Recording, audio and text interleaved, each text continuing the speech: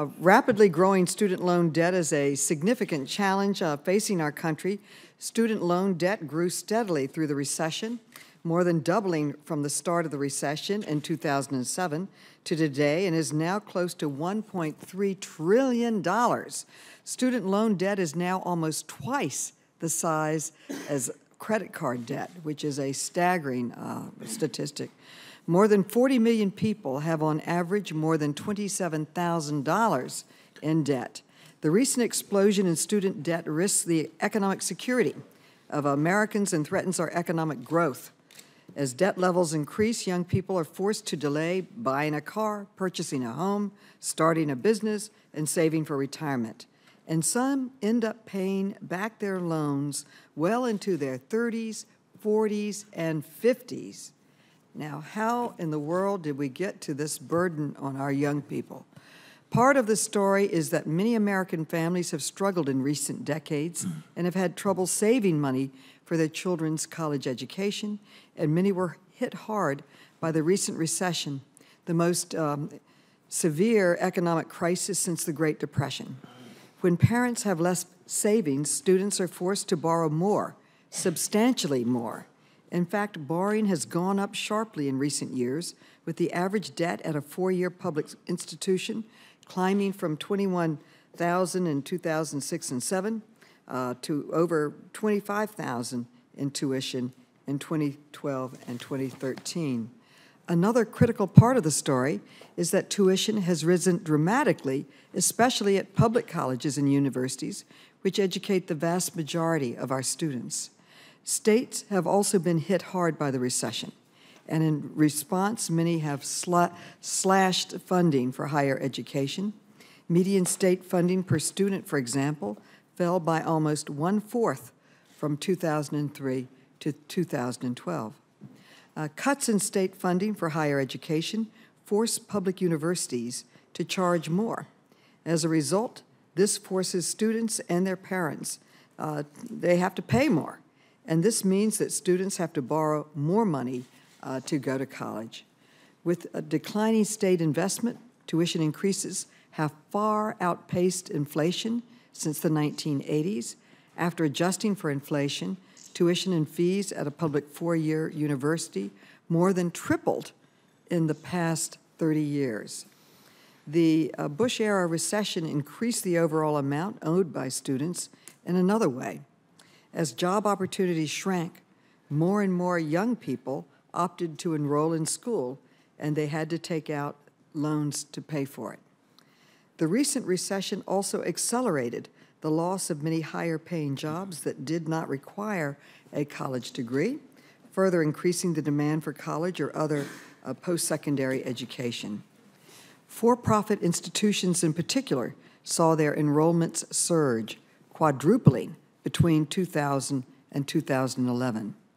A new report finds that 75% of the increase in student loan defaults between 2004 and 2011 results from the increase in borrowers at for-profit institutions. Student debt is a big problem, and how do our Republican colleagues suggest that we respond to this problem? By restricting the availability of federal student loans and by expanding the private student loan market. As recent history has shown us, private student loans pose significant risks to borrowers. These loans often lack consumer protections.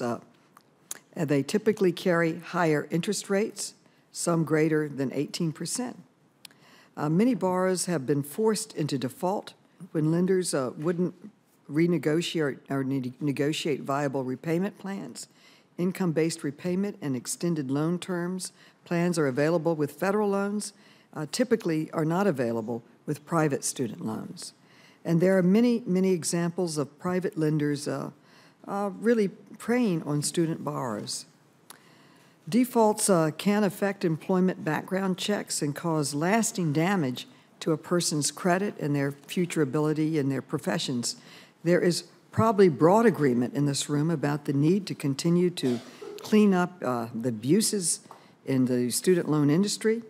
It's been the Wild West, with providers marketing their loans to students desperate for financing through every conceivable channel: Pandora, YouTube, campus, off-campus, and in many different ways.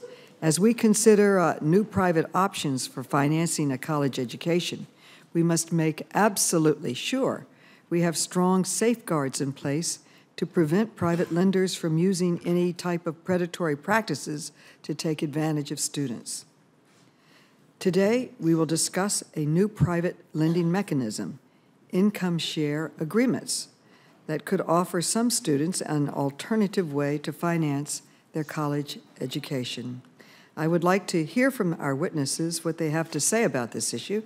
I would also like to know specifically how they would protect students from any predatory practices that have been part of the existing private student loan market. Rather than look to the private sector to magically solve the student debt problem, we should strengthen public support for higher education.